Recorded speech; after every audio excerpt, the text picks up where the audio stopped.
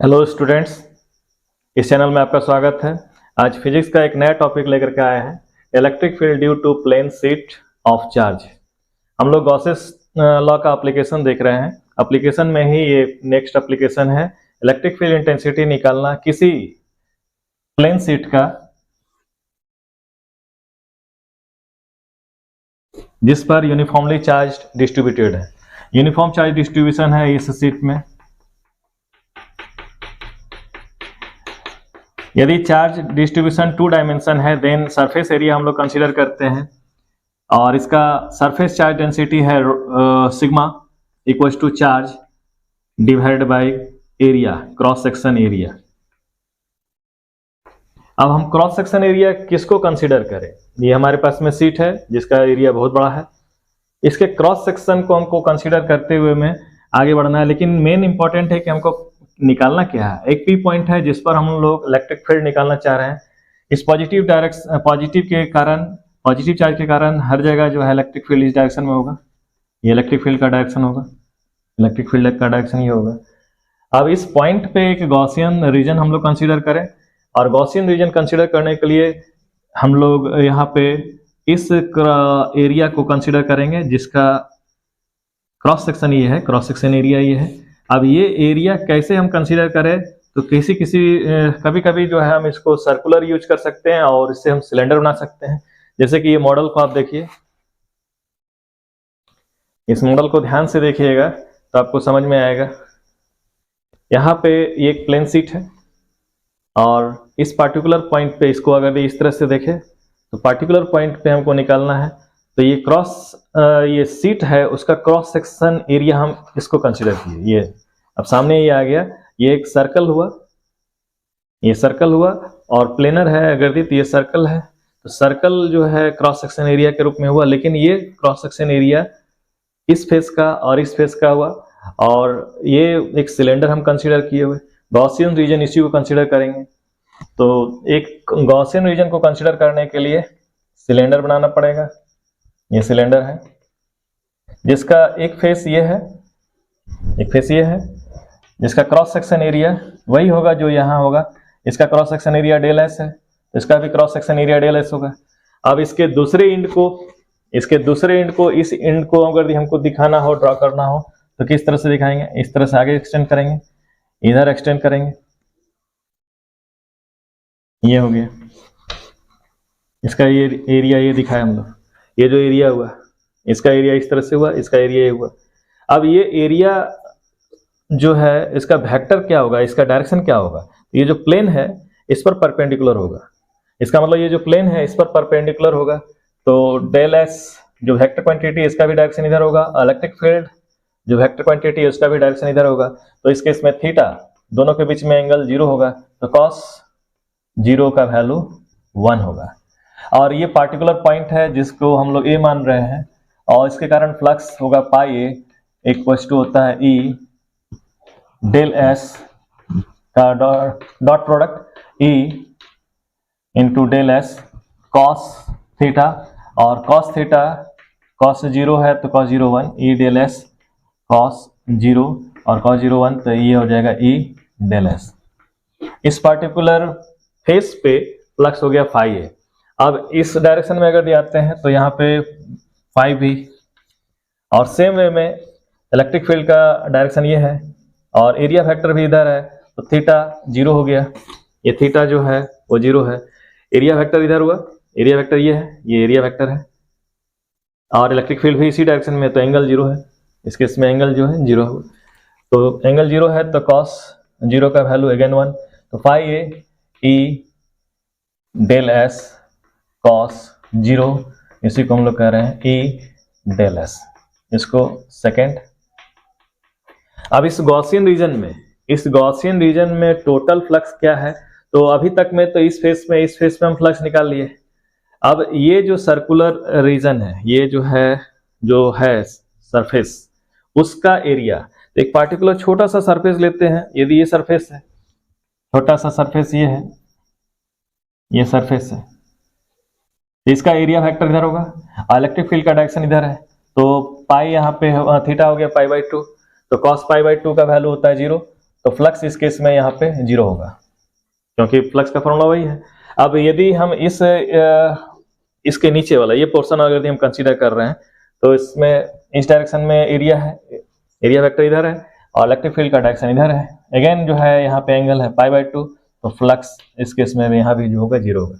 अब यदि ये वाला सेक्शन को कंसीडर करें, अभी कंसीडर किए ऊपर वाला, फिर नीचे वाला, फिर इधर वाला, फिर इधर वाला, जहां भी देखिएगा तो इसके परपेंडिकुलर जब भी एरिया वेक्टर होगा इस तरह है, और ये है इलेक्ट्रिक फील्ड का डायरेक्शन, हमेशा परपेंडिकुलर रहेगा। इधर भी चल जाएगा तभी परपेंडिकुलर होगा। इस तरह से देखिएगा, हमेशा इस तरह से रोटेट करते हुए वो परपेंडिकुलर ही दिखेगा इसका। तो एंगल तो 90 डिग्री ही जाएगा वो। जब 90 डिग्री जाएगा तो उस केस में इसमें cos 90 का वैल्यू 0 होगा, यानी कि इलेक्ट्रिक लाइन्स ऑफ फोर्स केवल इधर दिखेगा, इधर से निकलेगा, इधर से निकलेगा, इधर से कभी इलेक्ट्रिक लाइन्स ऑफ फोर्स निकल ही नहीं रहा, जिस कारण से फ्लक्स 0 है। तो इस कारण इस बार इधर भी आप उसी तरह से कंसीडर कर सकते हैं इस आधे पोर्शन में। अब टोटल इधर के कारण भी फ्लक्स 0, इधर के कारण फ्लक्स 0, केवल फ्लक्स यहाँ पे है φA, यहाँ पे है φB। तो ये गॉसियन जो रीजन है, इस गॉसियन रीजन में टोटल फ्लक्स क्या है, इस गॉसियन रीजन में टोटल फ्लक्स क्या है? तो टोटल फ्लक्स हुआ flux at A and flux at B, और ये दोनों को एक साथ अगर ऐड कर दे तो E del S 2E del S, और गॉसेस लॉ के अनुसार से total flux equals to charge inside divided by epsilon naught. और चार्ज इनसाइड कितना हुआ? तो जो सरफेस चार्ज डेंसिटी है into cross section area, surface charge density है सिग्मा और क्रॉस सेक्शन एरिया E, और यही बराबर हो गया 2E del S।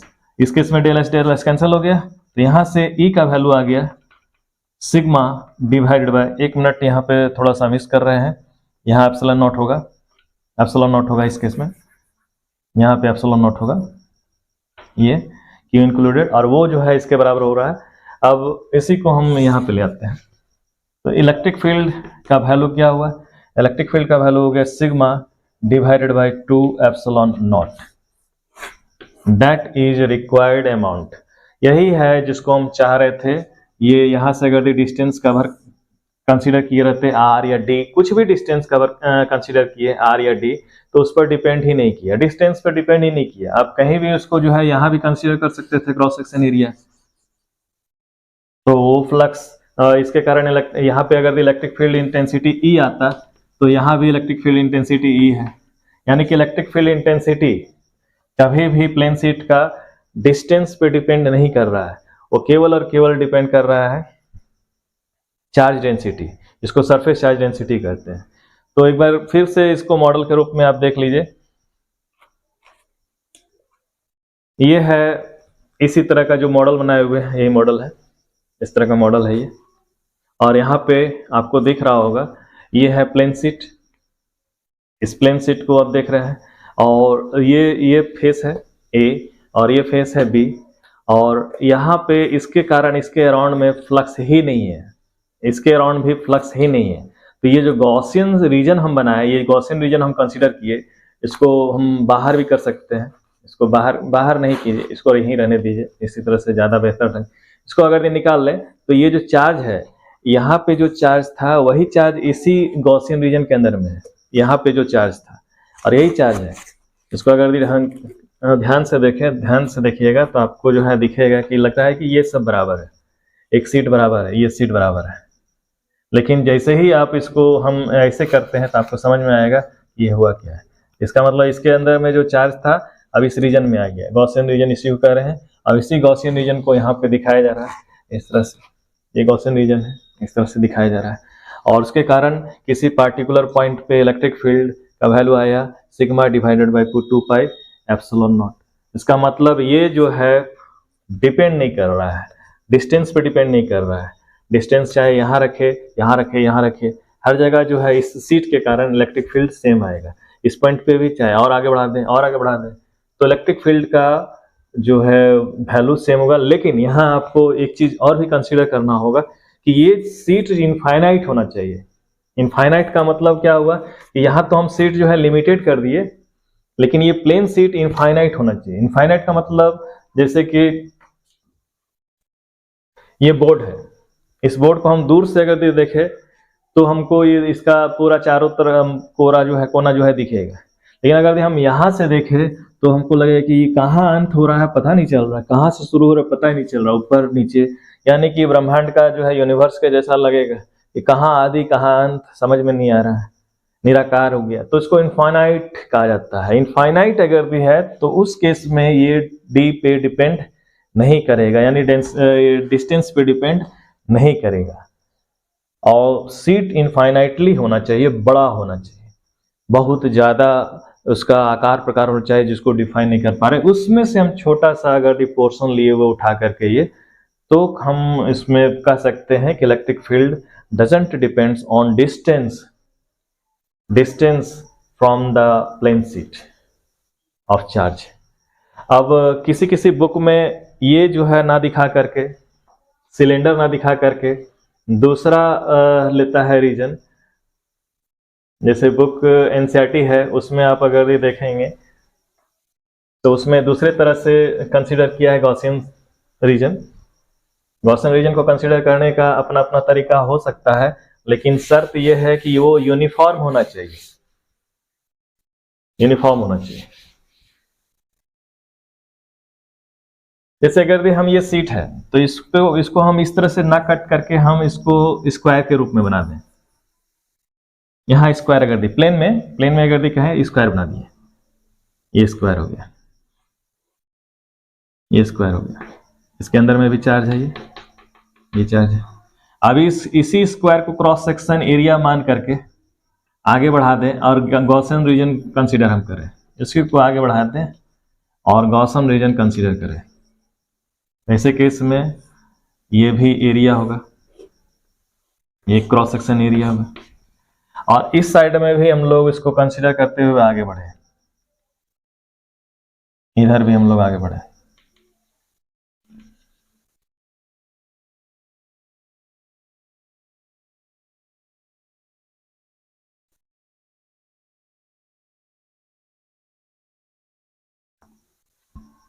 अगर ये ऐसे जाते हैं, सिलेंडर नहीं बना लेकिन ऐसे जाते हैं, तो इसको इस स्ट्रक्चर को पैरेलल एपिपेड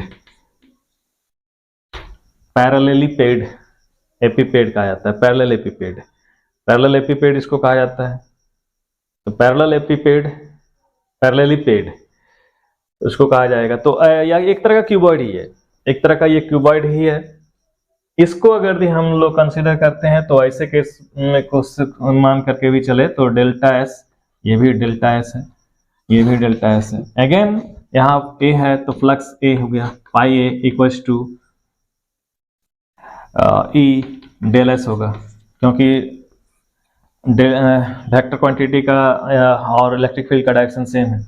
यहाँ भी पाई बी ही हो जाएगा। पाई बी अगर भी हम लोग यहाँ कंसीडर कर रहे हैं तो उसको हम लोग ई डेल एस कह सकते हैं। दोनों को जोड़ेंगे तो टोटल फ्लक्स हो जाएगा। इधर भी टोटल फ्लक्स नहीं होगा, क्योंकि इसको अगर भी हम कंसीडर करते हैं इस तरह से यहाँ पे, तो इसका एरिया वेक्टर इधर हो गया और इलेक्ट्रिक फील्ड का डायरेक्शन इधर है। एंगल 90 डिग्री है और फ्लक्स 0। इस केस में अगर इधर भी हम लोग कंसीडर करते हैं तो फ्लक्स 0, यहाँ पे फ्लक्स 0 होगा, यहाँ भी फ्लक्स 0 होगा। लेकिन टोटल फ्लक्स क्या हो जाएगा? Total flux phi A plus phi B equals to 2 E del S.